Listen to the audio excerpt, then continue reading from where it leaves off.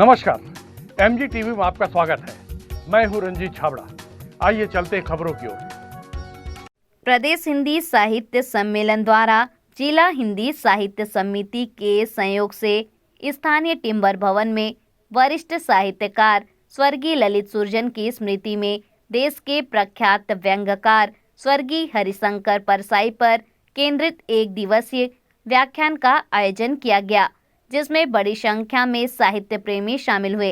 व्याख्यान माला के मुख्य वक्ता प्रख्यात समीक्षक डॉक्टर सियाराम शर्मा थे और अध्यक्षता विख्यात कवि और व्यंग्यकार रवि श्रीवास्तव ने की।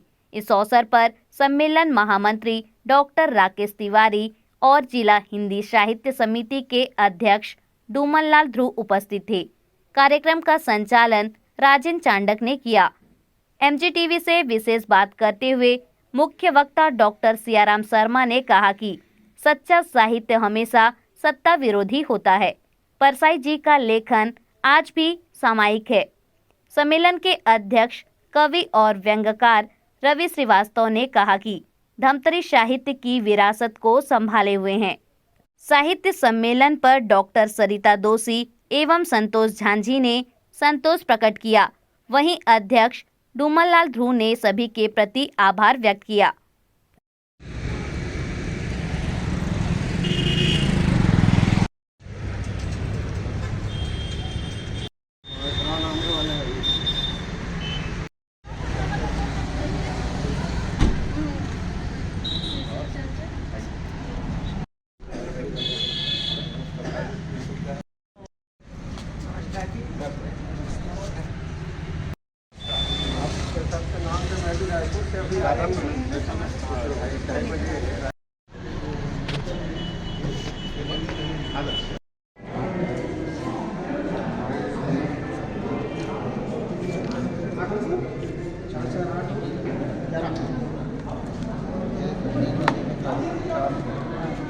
किताबें स्वशुल्क है और बहुत सारी किताबें निःशुल्क भी है जी। जैसे अभी हमने एक निःशुल्क योजना का फायदा उठाया जी।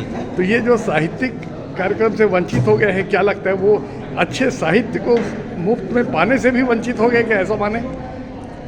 ये जो निःशुल्क है, जैसे भगत सिंह की लिखी हुई कुछ कविताओं के साथ में एक छोटी सी पुस्तिका है, उनको जानने के लिए हमने बहुत कुछ नहीं समझ पाए भगत सिंह, तो जनमानस तक पहुंच जाए इसलिए उनको निःशुल्क उनकी प्रतियां हैं वो उपलब्ध हैं और जनमानस तक पहुँचे वह बातें। हम लोग यहाँ पर एकत्रित हुए हैं एक विशेष व्याख्यान समारोह में। मैं आप सभी का स्वागत करता हूँ। यह आयोजन छत्तीसगढ़ प्रदेश हिंदी साहित्य सम्मेलन द्वारा धमतरी जिला हिंदी साहित्य समिति के सहयोग से किया गया है। ये विशेष करके ललित सुरजन स्मृति व्याख्यान माला के अंतर्गत आयोजन है। मैं सर्वप्रथम आज के हमारे मुख्य अतिथि एवं प्रमुख वक्ता डॉक्टर सियाराम शर्मा से अनुरोध करूंगा कि वे मंच पर आकर अपना स्थान लें। छत्तीसगढ़ प्रदेश हिंदी साहित्य सम्मेलन के अध्यक्ष सम्माननीय रवि श्रीवास्तव जी से अनुरोध कि वे आएँ और अपना स्थान लें। महामंत्री डॉक्टर राकेश कुमार तिवारी से अनुरोध कि वे मंच पर पधारें।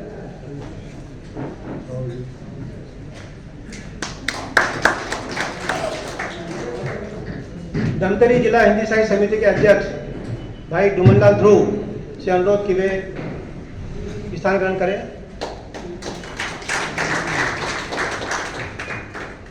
सभी अतिथियों का मैं हार्दिक स्वागत करता हूं। साथ ही आप जो यहाँ पर उपस्थित हुए हैं सम्मानीय रचनाधर्मी साहित्यकारों, आप सभी का मैं अभिनंदन करता हूं सम्मेलन की ओर से। आज का कार्यक्रम विशेषकर ललित सुरजन की स्मृति को समर्पित है और आज उनकी पुण्यतिथि, पहली पुण्यतिथि हो रही है और इस अवसर पर हमने परसाई को केंद्र में रखकर, क्योंकि हरिशंकर परसाई उनके आदर्श हुआ करते थे और हरिशंकर परसाई का काफ़ी प्रभाव ललित जी पर था।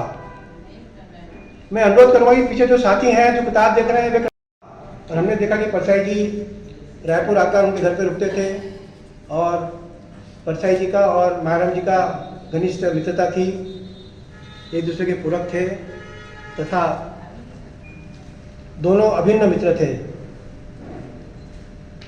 उनकी जो शराब की लत थी, आप जैसा कि आप सब जानते हैं, उसको छुड़ाने के लिए ये प्रयास किया गया कि उनको रायपुर ला के रखें जिससे वो उस आदत से दूर रहें। कितने सफल हुए ये तो नहीं पता, लेकिन मायाराम जी के निधन के बाद तुरंत उनको काफ़ी सदमा लगा और 1 साल के अंतर वो भी हमारे से बिछुड़ गए। तो ये प्रसंग हमने चुना कि ललित जी की को समर्पित हरिशंकर परसाई पे हम हमारे प्रमुख वक्ता को अनुरोध करेंगे कि वे परसाई जी के संपूर्ण लेखन पर अपने विचार यहाँ रखें। और हमारे अनुरोध पर वे यहाँ पर आए, हम उनका आभार मानते हैं। और ये बता दूं कि जो वहाँ पे निर्वाचन की प्रक्रिया चालू हो गई है दुर्ग जिले में, वहाँ उनकी इलेक्शन ड्यूटी लगी थी और उसको एक नहीं वहाँ पर जो इलेक्शन कमीशन से कहला के उनको वहाँ से मुक्त कराया गया और उनसे अनुरोध किया गया कि वे यहाँ पर आए। मैं स्वागत की कड़ी में सबसे पहले डॉक्टर सियाराम शर्मा के स्वागत के लिए श्री भूपेन्द्र सोनी सचिव धमतरी जिला हिंदी साहित्य समिति को आमंत्रित करता हूं कि वे, हमारी परंपरा है कि हम दुपट्टा से स्वागत करते हैं, वे उनका स्वागत करें।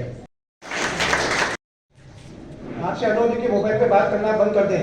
मैडम वरिष्ठ कवि हैं, वरिष्ठ साहित्यकार है, व्यंग्यकार है, इस अंचल के क्या प्रदेश के देश के माने हुए साहित्यकार हैं, वो सम्मेलन के अध्यक्ष भी हैं, इस कार्यक्रम की अध्यक्षता कर रहे हैं। उनके स्वागत के लिए मैं डॉक्टर रचना मिश्रा से अनुरोध करता हूं कि वे उनका स्वागत करें। हमारे बीच श्री सुरजीत नवदीप वरिष्ठ कवि, साहित्यकार, कलम के धनी और धमतरी जिला हिंदी साहित्य समिति के संरक्षक है, वे यहाँ उपस्थित है। उनका भी हम स्वागत करना चाहेंगे। मैं रायपुर से पधारे श्री अनुज शर्मा से अनुरोध करता हूं कि वे उनका स्वागत करें। सम्मेलन की साहित्य मंत्री डॉक्टर उर्मिला शुक्ल उपस्थित है, रायपुर से आई हैं और उनकी काफ़ी इच्छा थी कि उन्होंने जो पुस्तक लिखी है उसका विमोचन यहाँ पर हो। इस पुस्तक का नाम है यात्रा है उस धरा की जो धरोहर है हमारी, और ये यात्राओं को लेकर उन्होंने एक संकलन निकाला है। इसमें वल्लभाचार्य का जन्म स्थान चंपारण्य, आचार्य केशवदास का आरछा, गोपाल राम गहमरी का जन्म स्थान गामर, कबीर भारतेंदु और प्रसाद का जन्म स्थान बनारस, प्रेमचंद का जन्म स्थान लमही, सुमित्रानंद पंत का जन्म स्थान कौसानी, मुकुटधर पांडे का जन्म स्थान बालपुर। ऐसे जो साहित्यकार हैं उनके जो जन्म स्थल है उसकी जो यात्रा है उन्होंने की है, उसको लेकर उन्होंने संकलन निकाला है। और मैं चाहूँगा कि वे यहाँ पर आए और अतिथियों से अपनी पुस्तक का विमोचन कराएं। हमारे महामंत्री डॉक्टर राकेश कुमार तिवारी की वे आज परसाई को लेकर और विशेषकर ललित जी के संबंध में अपना उद्बोधन दें। द्वारा धमतरी जिला हिंदी साहित्य समिति के सहयोग से भाई ललित सुरजर स्मृति इस व्याख्यान माला में उपस्थित मंच पर उपस्थित हमारे आदरणीय प्रमुख वक्ता, हमारे छोटे भाई, हमारे साथी डॉक्टर सियाराम शर्मा जी, कार्यक्रम की अध्यक्षता कर रहे आदरणीय वरिष्ठ कवि और हमारे अध्यक्ष हिंदी साहित्य सम्मेलन रवि श्रीवास्तव जी, धमतरी जिला हिंदी साहित्य समिति के अध्यक्ष तुमनलाल ध्रुव जी, हमारे प्रबंध मंत्री आदरणीय चांडक जी, धमतरी हिंदी साहित्य से जुड़े हुए और हमारे छत्तीसगढ़ प्रदेश हिंदी साहित्य सम्मेलन जुड़े हुए आदरणीय मदन खंडेलवाल जी, सुरजीत जी, झांझी मैडम, आडिल मैडम, हमारे साहित्य मंत्री आदरणीय उर्मिला जी, सरिता दोषी जी, यहाँ तमाम उपस्थित धमतरी के गणमान्य सुधीजन, मैं आप सबका हिंदी साहित्य सम्मेलन की तरफ से हार्दिक स्वागत करता हूँ, अभिनंदन करता हूँ। हमारे हिंदी साहित्य सम्मेलन ने जैसा कि अभी चाणक्य जी ने बताया कि हमारे अग्रज, हम सबके प्रेरणा स्रोत मनीषी भाई ललित सुरजन की आज पहली पुण्यतिथि है। 2 दिसंबर को ही वो अपना नश्वर शरीर छोड़कर हमारे बीच से चले गए थे, लेकिन उनकी जो विचारधारा है, जो उन्होंने हमें मार्ग प्रशस्त किया है, वो जो उनके निर्देशों से जो आलोकित है, उस पर हम हमेशा चलते रहेंगे। और उन्हीं के याद में, उनके जैसा हमको मार्गदर्शन मिलता रहा है। हमने इस सत्र में पूरा ललित सुरजन स्मृति व्याख्यान माला की शुरुआत की है। रायपुर में जब भी कार्यक्रम होता था, धमतरी के हमारे साथियों का उसमें हमारा बड़ा योगदान रहता था। और ललित भाई हमेशा कहते थे कि धमतरी वालों से हमको बहुत ऊर्जा और बहुत सहयोग मिलता है। तो इस बार हम लोगों ने निश्चय किया कि इस बार क्यों ना ललित भैया के पहला जो उनके याद में हम कार्यक्रम कर रहे हैं, वो धमतरी से क्यों ना शुरू करें। और मैं आप सबको साधुवाद देता हूं, धन्यवाद देता हूं, कृतज्ञता ज्ञापित करता हूं कि छोटे से नोटिस पर, संक्षिप्त संदेश भेजने पर आपने इतना अच्छा, यहाँ पर बहुत अच्छी तैयारी की है। सम्मेलन उसके लिए बहुत बहुत आभार व्यक्त करता है। पर जैसा कि चाणक्य जी ने थोड़ा सा बताया कि परसाई जी हमेशा जब भी रायपुर आते थे तो उनका मायाराम सुरजन से भी बहुत अच्छा संबंध था। ललित भैया का उन पर बहुत ज्यादा प्रभाव था। वो हमेशा रायपुर में उनके घर में भी ठहरते थे। तो जब पहला व्याख्यान हमको करना था, ये उनका जन्म शती वर्ष भी चल रहा है, तो हमने ये सोचा कि क्यों ना हम परसाई जी पर ही धमतरी में यह व्याख्यान का आयोजन करें। ललित भाई हमेशा परसाई जी को लेकर हमसे कुछ ना कुछ चर्चा करते थे। उनके बहुत सारे उनके इंस्पायरिंग थाट थे, उनका जो प्रेरक घटनाएं थी, उनकी हमेशा मेरे साथ भी और दूसरे साथियों के साथ भी हम हमेशा वो चर्चा किया करते थे। उनकी एक टिप्पणी थी कि हिंदी में पिछले 50 वर्षों का जो साहित्य है वो प्रोटेस्ट का साहित्य है। तो परसाई जी इस प्रोटेस्ट के सबसे विरल रचनाकार हैं। उनका जो रचना संसार है बहुत व्यापक है, बहुत गहरा भी है। लेकिन समीक्षकों ने, उनके जो समकालीन समीक्षक थे, उन्होंने परसाई जी के समूचे लेखन को एक व्यंग के दायरे में बांधकर या उसको एक व्यंग साहित्य मानकर थोड़ा हाशिए में डाल दिया था। लेकिन शायद हिंदी के वो पहले लेखक हैं जो अपने लोकप्रिय पाठकों के कारण बड़े समीक्षकों को ध्यान आकर्षित करने के लिए बाध्य किया। उनके जीवन काल में उन पर एकमात्र महत्वपूर्ण किताब लिखी गई थी विश्वनाथ त्रिपाठी जी के द्वारा। उनके मृत्यु उपरांत उनके तमाम साहित्य पर बहुत सारी अब समीक्षाएं आ रही हैं, उन पर केंद्रित करके काफी हिंदी में काम हो रहा है। सैकड़ों शोध कार्य उन पर हुआ है और चलता जा रहा है।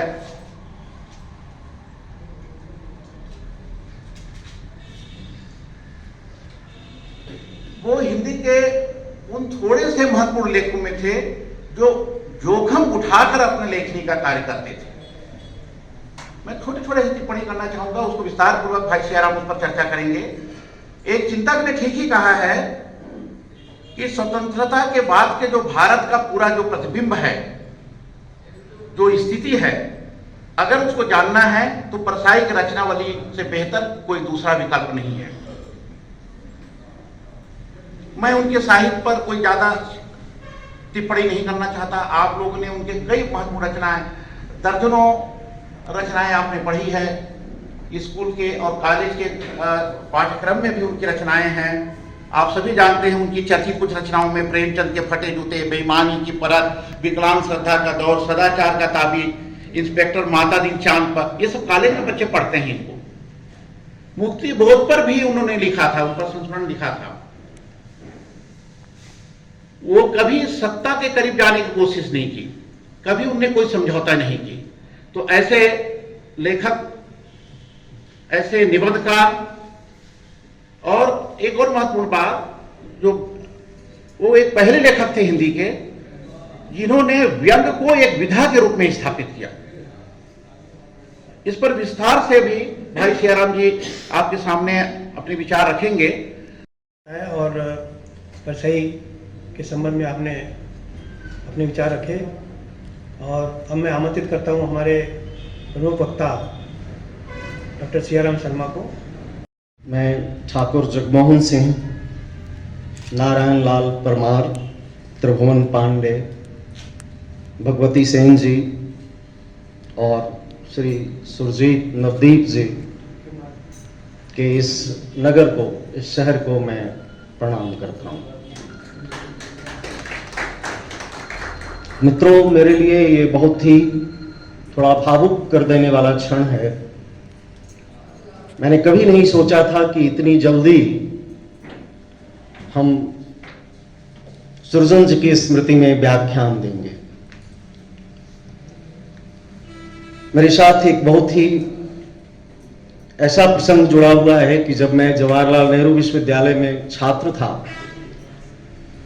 और जब मैं छत्तीसगढ़ के लिए प्रस्थान कर रहा था, तो हमारे गाइड और गुरु केदारनाथ सिंह जी ने मुझसे कहा था कि वहाँ रायपुर में एक पत्रिका के संपादक हैं और बहुत अच्छे कवि हैं ललित सुरजन जी, तुम वहाँ जाना तो उनसे जरूर मिलना। मैं आया यहाँ जरूर, लेकिन थोड़ा सा उनसे मिलने में विलंब हुआ। लेकिन जब हम लोग मिले तो इतने आत्मीय हो गए और मुझे हमेशा लगा कि इस छत्तीसगढ़ में हमारे वे सबसे बड़े गार्जियन हैं।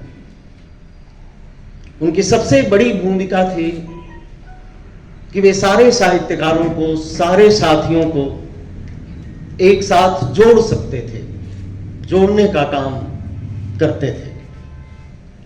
हमेशा हम सब लोगों का मार्गदर्शन करते थे और समय की जरूरतों और सवालों पर हमेशा हमें बार बार उस केंद्र में लाने की कोशिश करते थे।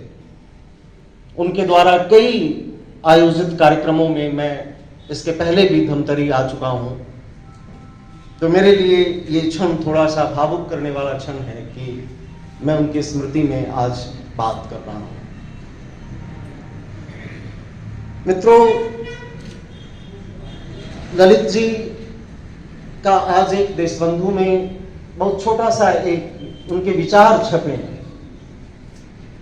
उनका कहना था कि हमारा जो ये समय है और इस राष्ट्र में, इस देश में जो कुछ भी हो रहा है, घटनाएं हो रही हैं, उन घटनाओं के तह में, उसके केंद्र में हमें जाने की कोशिश करनी चाहिए, उसका विश्लेषण करना चाहिए, क्योंकि जो चीजें ऊपर से दिखती हैं वह नहीं होती हैं। इसलिए बहुत सतर्क होकर अपने समय और समाज को पहचानने की जरूरत है। हर लेखक के लिए, हर कवि के लिए उसका समय बहुत ही त्रासद समय होता है। कभी कबीर ने कहा था कि सुखिया सब संसार है, खावे और सोवे, दुखिया दास कबीर जागे और रोवे। तो जागने और रोने का दौर कबीर के समय में भी था। तो तुलसीदास ने भी बहुत पीड़ा के साथ कहा था कि सारी रात बिस्तर बिछाते ही बीत गई और कभी भी नींद भर सोया नहीं। उनके लिए भी उनका समय बहुत मुश्किल समय था।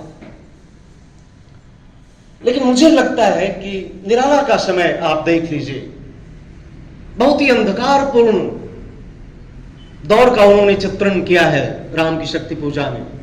है अमा निशा उगलता गगन घन अंधकार, उस अंधकार की पूरी व्यंजना उन्होंने सामने रखी। और मुक्तिबोध ने तो पूरा अंधेरे में एक काव्य और महत्वपूर्ण काव्य लिखा। अपने समय को उन्होंने बहुत ही अंधकारपूर्ण समय कहा था, जहां कोई सूर्य नहीं है, कोई तारे नहीं है। ऐसे अंधकार की चर्चा मुक्तिबोध ने भी की थी। लेकिन मित्रों, मुझे लगता है कि हमारे समय का अंधेरा और गहरा हो गया है। निराला के समय अंधकार बाहर से आ रहा था, लेकिन अब अंधकार हमारे भीतर बैठ चुका है। ये हमारे समय की विडंबना है। इस समय के बारे में जब भी मैं सोचता हूं तो बहुत ही महत्वपूर्ण कवि बीरेन डंगवाल की कुछ पंक्तियां मुझे याद आती हैं। हमने यह कैसा समाज रच डाला है, इसमें जो दमक रहा सरतिया काला है, वह कत्ल हो रहा सरेआम चौराहे पर, निर्दोष और सज्जन जो भोला भाला है। कालेपन की संतानें हैं बिछा रही काली इच्छाओं की विषाद, अपने कालेपन से हमको घेर रही, अपना काला जादू हम पर फेर रही। बोलो तो कुछ करना है, या काला शरबत पीते पीते मरना है। यह जो अंधकारपूर्ण समय हमने रचा है, इस समय में मुझे लगता है कि कवियों की, लेखकों की जिम्मेवारी बहुत बढ़ जाती है। परसाई जी के लिए भी उनका समय बहुत अंधकारपूर्ण समय था, बहुत ही त्रासद समय था। विडंबनाएं बहुत स्पष्ट थी उनके सामने भी, चुनौतियां बड़ी मुश्किल थी, व्यक्तिगत भी और सामाजिक भी। लेकिन उन्होंने कहा कि इन विद्रूपताओं से मैं डरा नहीं। मुझे लगा कि अगर अपने आप को बचाना है तो मुझे अपने आप को दूसरों से जोड़ना होगा और के साथ जोड़ना होगा। तो उन्होंने अपने आप को दूसरों से जोड़ा और जो विडंबनाएं, जो त्रासदियां, जो विद्रूपताएं उनके सामने थीं, उनसे डरने की बजाय उस पर माखौल उड़ाना शुरू किया, उसकी आलोचना करनी शुरू की, उससे लड़ना शुरू किया। इसलिए शायद किसी ने कहा भी है कि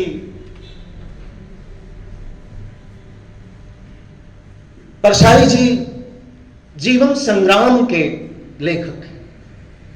वे अपनी रचनाओं के माध्यम से जूझते हैं, लड़ते हैं। व्यंग्य उनके लिए एक अस्त्र की तरह है। मुझे लगता है कि साहित्य के जब सारे माध्यम चूक जाते हैं तब व्यंग्य का उदय होता है, जिसमें एक खास तरह की आक्रामकता होती है। आक्रामकता के साथ साथ व्यंग्य में, उसके मूल में कहीं न कहीं करुणा भी होती है। और ये सारी की सारी जनता की संपत्ति, इस देश की संपत्ति, जिसको इस देश की जनता ने अपने खून और पसीने से बनाया था, वो सारी संपत्ति आज निजी हाथों में सौंपी जा रही है, थाली में परोस कर उन्हें दिया जा रहा है। यह एक तरह से सीधे सीधे डाके जनी है, जनता की संपत्ति पर यह डाके जनी है। भगत सिंह ने कभी कहा था कि यह साम्राज्यवाद की जो संस्कृति है, सभ्यता है, यह डाके जनी की संस्कृति है। तो सामने, हमारी आंखों के सामने डाके जनी हो रही है और हम देख रहे हैं। और लूट जितना बढ़ेगा उसके साथ साथ झूठ उतना ही बढ़ेगा, वो समान अनुपात में बढ़ता है। जितना ज्यादा लूट बढ़ेगा उतना ज्यादा झूठ का साम्राज्य फैलेगा। और आज आप देख रहे हैं कि हमारे सामने टेलीविजन, अखबार, सारी की सारी मीडिया, सारे के सारे सोशल जो चैनल है, वो एक तरह से झूठ को उत्पादित करने और उगलने का माध्यम बन गए। पहले कुछ प्रतिशत झूठ हुआ करता था सत्य में, लेकिन आज तो चारों तरफ इस तरह से झूठ फैला हुआ है कि सत्य को पहचानना मुश्किल है। इसके लिए दुनिया के बहुत बड़े सैद्धांतिकों ने कहा कि यह उत्तर सत्य का समय है। यह पोस्ट ट्रुथ का समय। अब आप सत्य की बात करना आपके लिए बहुत मुश्किल है, सत्य को खोजना भी बहुत मुश्किल है और सत्य को जानना भी बहुत मुश्किल है। इसलिए मुझे लगता है कि यह समय ज्यादा मुश्किल है। एक तरफ ये लूट और झूठ की संस्कृति बढ़ रही है, तो दूसरी तरफ जो सामान्य जन है, साधारण जन है, उनका दुख, उनका दैन्य बढ़ता जा रहा है। उनके बहुत ही करुण बिंब हमारे सामने दिखते हैं। अभी हमने कुछ दिन पहले देखा था मजदूरों के पलायन का वो भयावह बिंब। हमने महसूस किया पिछले 10-15 वर्षों में इस देश के 3 लाख किसानों ने आत्महत्याएं की। आदिवासियों को कैसे उसे जल और जंगल और जमीन से विस्थापित किया गया। दलितों पर आज भी किस तरह से अत्याचार होते हैं। स्त्रियों को लेकर के आज हमारी सोच क्या है। रोज दिन के अखबार किस तरह से भरे हुए होते हैं अनाचार और अत्याचार से स्त्रियों को लेकर के, ये हम जानते हैं। और जो हमारी युवा पीढ़ी है वह एक भविष्यहीन युवा पीढ़ी है, जिसका कोई भविष्य दिखता नहीं है। और दूसरी तरफ आप संस्कृति के क्षेत्र में देखेंगे तो सेक्स, हिंसा और उपभोक्तावाद की संस्कृति चारों तरफ बढ़ाई जा रही है। ऐसा लगता है कि हमारे लिए सिर्फ हमारा पेट है, हमारा दिमाग जैसे गायब हो गया है। सारा का सारा देश, समाज जैसे टेलीविजन के सामने चुपचाप देख रहा है। उस पर वो प्रतिक्रिया व्यक्त नहीं करता, उस पर वो सोचता नहीं, उद्वेलित नहीं होता। वो चुपचाप सिर्फ देख रहा है। दर्शक की उसकी भूमिका है। और जब ऐसा समाज बन जाता है, जब आप सिर्फ दर्शक रह जाते हैं, सोचने और समझने, विश्लेषण करने, सत्य को जानने की जब भूख नहीं रहती आपके भीतर, तब सांप्रदायिक फांसीवाद इसी जमीन पर पनपता है। यह सांप्रदायिक फांसीवाद और उन्माद की राजनीति का समय भी है, जहां देश और समाज को फिर से बांटने की कोशिशें और साजिशें निरंतर चल रही है। यह फासिस्ट, सर्वसत्तावादी, सत्ता का दमनात्मक चरित्र आज हमारे सामने है। मुझे लगता है कि ऐसे समय में नैतिकता, आदर्श, मूल्य का कोई महत्व नहीं है। लेकिन मुझे लगता है कि यहीं पर जो व्यंग्य होता है, एक व्यंग्यकार होता है, उसके पास एक नैतिक शक्ति होती है और उसी नैतिक शक्ति के बल पर वह विद्रूपताओं को, विडंबनाओं को, अंतर्विरोधों को अपने समाज की वह चुनौती देता है। बीमारी के संदर्भ में, और वो कहते हैं कि बीमारी बहुत खतरनाक है, लेकिन कुछ बीमारियों के नाम अगर खूबसूरत हों तो उसको थोड़ा सा बर्दाश्त करना हमारे लिए उतना मुश्किल नहीं रह जाता है। और सत्ता और व्यवस्था इस बात को बहुत अच्छी तरह से समझती है। और उन्होंने अमेरिकी साम्राज्यवाद का जिक्र किया कि अमेरिकी साम्राज्यवाद जब किसी देश पर हमला करता है तो उसे हमला नहीं कहता, उसे सभ्यता का प्रसार कहता है। और लोगों के ऊपर जब बम बरसते हैं तो उसे लगता है कि बम नहीं, हम पर सभ्यता बरस रही है। एक बहुत बड़े सिद्धांतकार थे उनके, जिन्होंने कहा था कि यह सभ्यताओं के संघर्ष का दौर है, यह वर्ग संघर्ष का दौर नहीं है। सोवियत संघ का विघटन अभी हुआ ही था कि उन्होंने कहा कि यह वर्ग संघर्ष का दौर नहीं रहा, यह सभ्यताओं के संघर्ष का दौर है। और आपने देखा कि सभ्यताओं का संघर्ष आज तक कैसा चल रहा है, इराक से लेकर के और लीबिया से लेकर के, और हमारे बगल का जो देश है अफगानिस्तान, वहां में किस तरह से यह सभ्यता का संघर्ष चल रहा है। तो भाषा का एक विराट छल हमारे सामने, एक उदार शब्द कितना बेहतर शब्द था, लेकिन जनता से आप उसके सब्सिडी को छीन लो, उसकी नौकरी की गारंटी को छीन लो, सार्वजनिक संपत्तियों को बेच दो, और इसको कहा गया कि ये उदारीकरण है। ऐसे को उदार जग माही। कवि तुलसीदास ने उदार शब्द की बात इतनी विशद और व्यापक इस शब्द में अर्थ दिया था, लेकिन हमारे समय में उदारीकरण का अर्थ ही हो गया। अभी अभी मैंने एक नया शब्द सुना, और मुझे लगता है कि अगर परसाई जी होते तो व्यंग का उनके लिए सबसे बड़ा विषय होता। हमारे देश के सबसे बड़े व्यक्ति ने अभी एक बात कही। पिछले समय में यह कोशिश हुई कि इस देश की सारी चीजों को तो अब बेच ही दिया गया है, प्राइवेट कर ही दिया गया है, अब बाकी अंतिम किसान और कृषि बचा है, तो इसको प्राइवेटाइज कर दो। ये किसान अब सामान्य लोग किसानी का काम नहीं करेंगे, ये बड़े बड़े कॉर्पोरेट सब किसानी का काम करेंगे। और इस साजिश के तहत एक बिल बनाया गया, और जब उस बिल को वापस लिया गया उस दिन कहा गया कि मैंने तो तपस्या की थी, तपस्या, और उस तपस्या में कुछ कमी रह गई। अगर लोगों की संपत्ति को किसी प्राइवेट हाथ में देना तपस्या है मित्रों, तो हमें विचार करना पड़ेगा कि तपस्या पहले क्या हुआ करती थी और आज हमारे लिए तपस्या का अर्थ क्या है।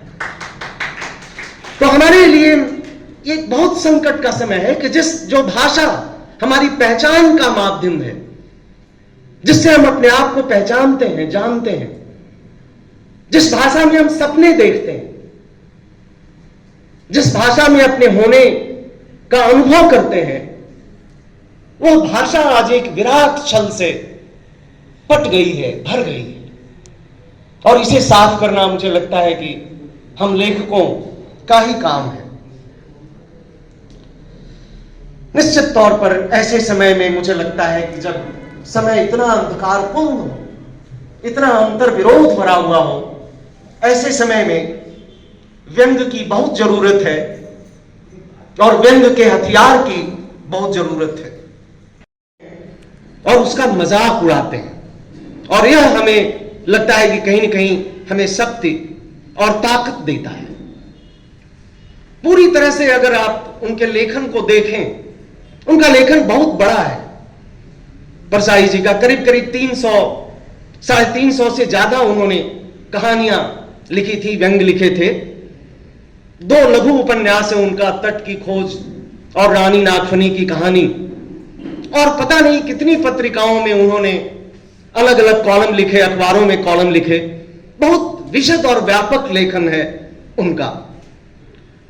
एक तरह से प्रेमचंद को पढ़ करके जिस तरह से हम आजादी के पहले के समाज को जैसे अपनी संपूर्णता में जानते हैं, मुझे लगता है कि ठीक उसी तरह से परसाई जी के व्यंग को या व्यंग के माध्यम से हम स्वतंत्रता के बाद के भारत को जान सकते हैं, पहचान सकते हैं।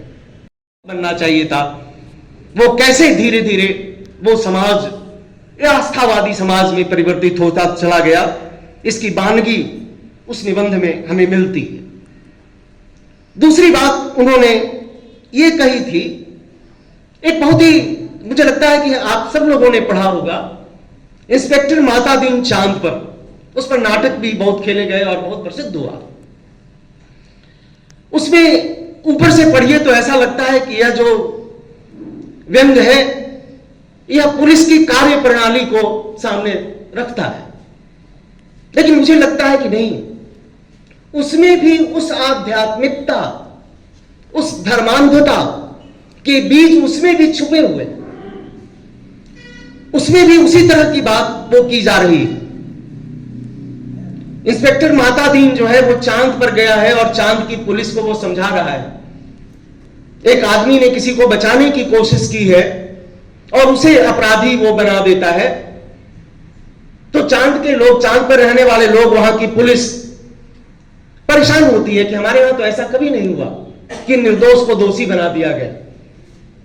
तो वो कहता है कि नहीं, अगर किसी की हत्या हुई है तो कोई दोषी होगा ही, और कोई दोषी होगा तो उसकी सजा भी होगी। अब सजा किसको हो ये हमारे लिए उतना महत्वपूर्ण नहीं है। सजा किसी को भी हो सकती है, सजा निर्दोष को भी हो सकती है। और उन्होंने कहा कि भाई निर्दोष भी तो एक आदमी ही है, वो भी एक आत्मा का ही हिस्सा है। तो इसलिए इसको अगर फांसी पड़े या उसको फांसी पड़े कोई फर्क नहीं पड़ता है, क्योंकि अंततः तो ईश्वर को ही फांसी पड़ना है। तो इस तरह की बात वो करता है। असल में इस पूरे व्यंग लेख को पढ़िए, पढ़ते हुए मुझे ऐसा लगा कि हर क्रूर सत्ताएं, हर सत्ता जो दमन करती है, वो दमन के लिए इस तरह का रहस्य का, इस तरह के अध्यात्म का एक पर्दा डालती है समाज के ऊपर, कि उसका सारा का सारा दमन उस पर्दे के भीतर छुप जाए। वे खुद भ्रष्टाचार में उसी तरह से लीन हो गए। एक भ्रष्टाचार का आंदोलन भी इस देश में चला था। कुछ लोग बहुत उस समय पागल थे एक बूढ़े व्यक्ति को लेकर के। मुझे शुरू से उस व्यक्ति पर शंका थी और मुझे लगा कि यह आदमी भ्रष्टाचार को कभी भी खत्म नहीं कर सकता, क्योंकि भ्रष्टाचार के कारणों की बात यह नहीं कर रहा है, यह भ्रष्टाचार को ऊपर ऊपर सिर्फ खत्म करने की बात कर रहा है। तो ये कभी भी भ्रष्टाचार को खत्म नहीं कर सकता। उस समय मैंने एक लेख लिखा था कि अन्ना का आंदोलन भ्रष्ट व्यवस्था की कॉस्मेटिक सर्जरी, उसको थोड़ा सा और सुंदर बनाने, झाड़ पोंछ देने का वो आंदोलन था। और वो आंदोलन किस तरह से खत्म हुआ वो हम लोगों ने देखा। अधिकांश लेखन में वे सामने लाते हैं। जब वहां के राजा को कहा जाता है कि आपके राज्य में भ्रष्टाचार है, तो वे कुछ विशेषज्ञों को बुलाते हैं और कहते हैं कि भ्रष्टाचार क्या है भाई, कैसा है? तो कहा जाता है कि भ्रष्टाचार सर्वव्यापी है, वह दिखता नहीं है, वह सिर्फ महसूस किया जा सकता है, उसका कोई रूप और आकार नहीं है, लेकिन वो हर जगह है।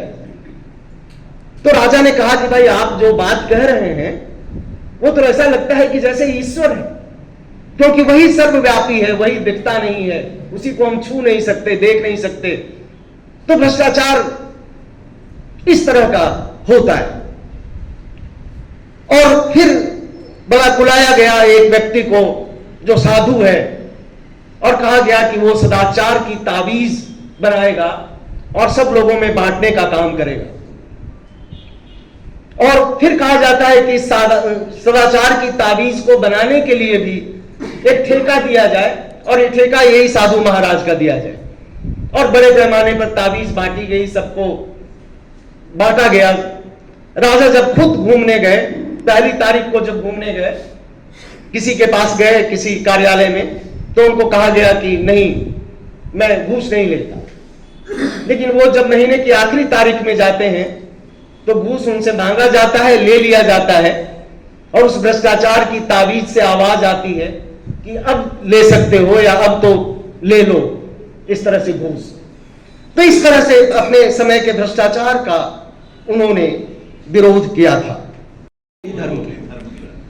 तो इस बात को बहुत गहराई से मतलब समझते थे। तो बार बार अपने समय को समझने के लिए, जानने के लिए मुझे लगता है कि परसाई जी के पास जाने की जरूरत है। वो विश्वास नहीं है। उस समय लिखा था परसाई जी ने कि डॉक्टरों पर विश्वास नहीं, क्योंकि वो बीमारी को और बढ़ा देते हैं और पैसा कमाते हैं। इस कोरोना के काल में हम लोगों ने महसूस किया कि डॉक्टरी का पेशा किस तरह से कमाई का एक सबसे बड़ा धंधा बन गया। तो डॉक्टरों पर ये सारी चीजें वो कहते हैं। तो इस तरह से वो कहते हैं कि ये ऐसा दौर है जो विकलांग श्रद्धा का दौर है, जहां किसी भी तरह की श्रद्धा आप किसी पर नहीं कर सकते। यह समय भी मुझे लगता है कि हमारे समय का एक छोटी सी बात उन्होंने कही थी कि ईश्वर की सरकार नाम का उनका एक व्यंग लेख है, जिसमें कहा जा रहा है कि विश्व जो है, भारत जो है, वो विश्व गुरु बन गया है। ये अभी का लेख नहीं है और अभी के प्रधानमंत्री के समय का लेख नहीं है जिसमें कहा जाता है कि भारत विश्व गुरु बन गया। वो मोरारजी देसाई के समय का भारत की बात की जा रही है और कहा जा रहा है कि भारत विश्व गुरु बन गया है और भारत की विश्व में प्रतिष्ठा बढ़ गई। परसाई जी उसमें सवाल करते हैं कि क्या इस देश की जनता ने कुछ ऐसा किया जिससे इस देश की, इस राष्ट्र की प्रतिष्ठा बढ़ती हो।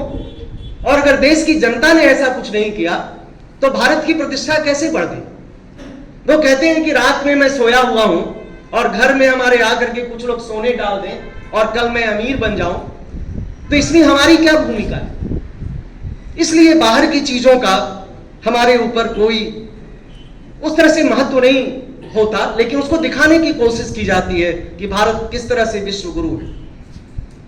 एक चीज मैं बहुत शिद्दत के साथ महसूस किया कि देखिए, कोई भी व्यंग पढ़ते हुए ये नहीं होता है कि आप अपने समय को उसमें कैसे देखते हैं। साहित्य पढ़ते समय एक एलियनेशन का इफेक्ट भी होता है।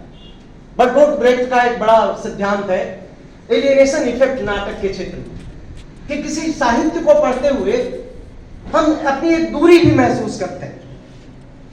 ये मैंने समझा उस चीज को लेकर के जब ये जवाहरलाल नेहरू की आलोचना करते।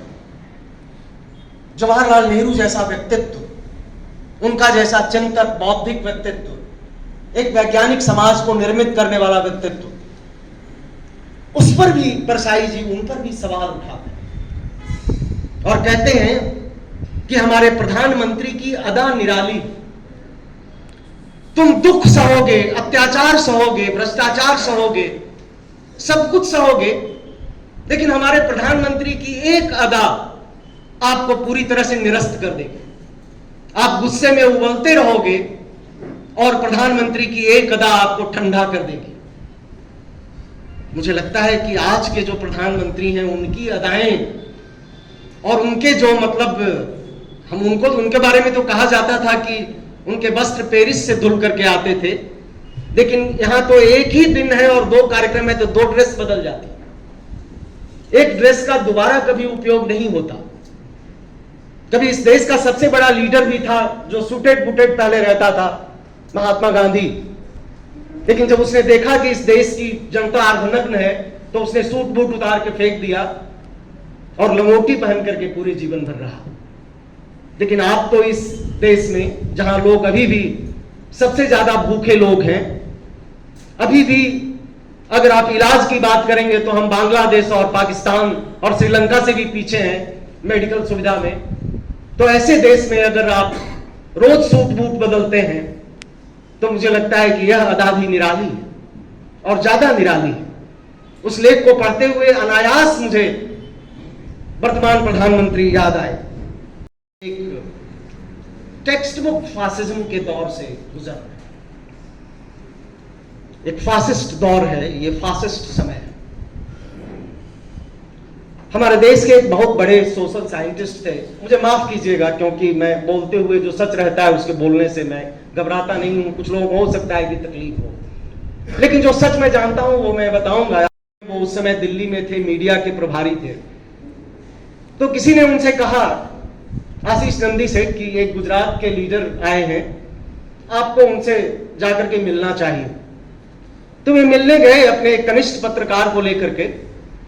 ये सेमिनार नाम की एक पत्रिका है, उसमें ये लेख छपा था आशीष नंदी का, वहां से मैं ये बात कह रहा हूं।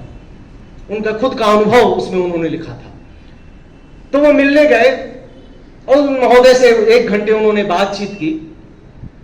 जब वो बाहर निकले तो अपने कनिष्ठ पत्रकार से कहा कि देखना, एक दिन ये आदमी इस देश में बहुत बड़ा नरसंहार करवाएगा, एक बहुत बड़ा दंगा करवाएगा।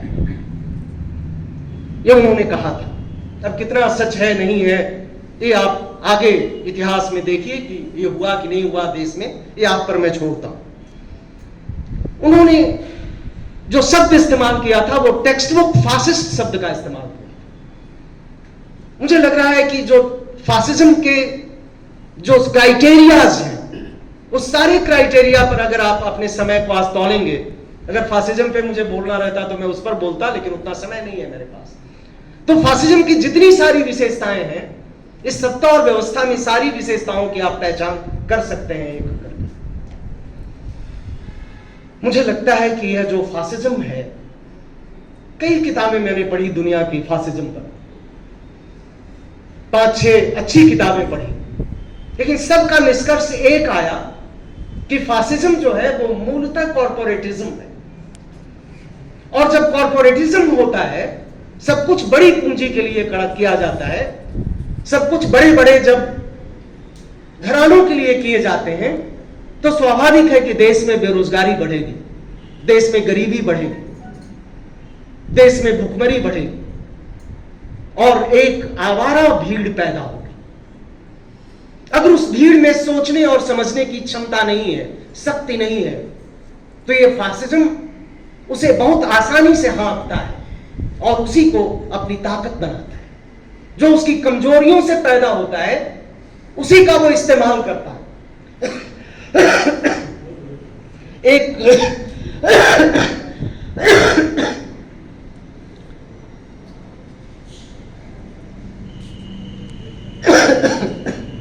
एक उनका बहुत ही महत्वपूर्ण व्यंग है आवारा भीड़ के खतरे। उसमें एक नौजवान है जो एक असल में खांसी है पहले से ही। सजी धजी कपड़े की दुकान है जहां पर पुतले खड़े हैं और वह गुस्से में आता है, एक पत्थर उठाता है और उसके दुकान के कांच पर मार देता है। और जब उससे पूछा जाता है कि तुमने ऐसा क्यों किया, तो वो कहता है कि वो जो पुतला है वो गजब की खूबसूरत है। उसी बात को लेकर के फिर वो आगे बढ़ाते हैं, तर्क की प्रक्रिया को आगे बढ़ाते हैं और उन्होंने कहा कि अगर किसी देश का नौजवान की अगर सही दिशा हो, उसका सोच सही हो, उसका चिंतन सही हो, तो उस देश में वो क्रांति कर सकता है, परिवर्तन ला सकता है, बदलाव ला सकता है। भगत सिंह ऐसे ही नौजवान थे, 23 साल, जिन्होंने कहा था कि जो युवा अवस्था है वो मानवीय जीवन का बसंत है,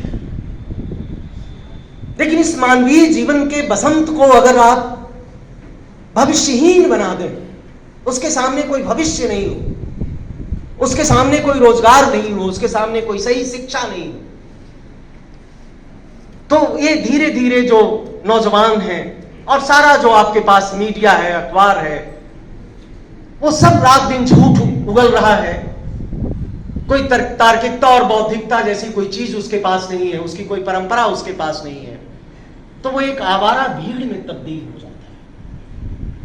और ये फासिज्म दुनिया के किसी भी देश को आप पढ़ेंगे तो ऐसे भीड़ का इस्तेमाल करती है दूसरों की हत्या कराने के लिए और एक तरह से इस तरह के धर्म पर आधारित फंडामेंटलिज्म को बढ़ावा देने के लिए। उसी लेख में उन्होंने कहा था कि मुसोलिनी ने, हिटलर ने, इन तमाम लोगों ने इसी तरह की भीड़ का, आवारा भीड़ का इस्तेमाल किया था। हमारे देश की जनता को और खास करके नौजवानों को एक आवारा भीड़ में तब्दील करने की जो कोशिश हो रही है, मुझे लगता है कि वो बहुत चिंता की बात है। कुछ दिन पहले हमारे कॉलेज में कई 1-2 साल पहले की बात है, कुछ छात्र नारे लगा रहे थे। वो नारे जय श्री राम के थे, लेकिन वो इतने आक्रामक थे कि हम प्रोफेसर जब भी प्रवेश करते थे कॉलेज में तो वे नारे हमें डराते थे। बजरंगबली कितने दुख में साथ देने वाले हैं लोगों के, लेकिन आज बजरंगबली की तस्वीर दिखाई पड़ती है बहुत बड़ी गाड़ियों के पीछे में, वो बहुत आक्रामक तस्वीर है। तो मुझे लगता है कि इन सब चीजों पर विचार करने की जरूरत है मित्रों। एक अंतिम बात मैं कहूंगा और अपनी बात में समाप्त करूंगा कि ये सारा यथार्थ का विश्लेषण, अपने समय का विश्लेषण परसाई जी ने किया, लेकिन जो सबसे बड़ी बात थी उनकी व्यंग में वो करुणा थी। और मुझे लगता है कि व्यंग की जो आत्मा होती है वो करुणा में निहित होती है। अभी लेते हैं एक छोटा सा ब्रेक। आप देखते रहिए MG TV, क्योंकि खबरों का सिलसिला यहाँ थमता नहीं।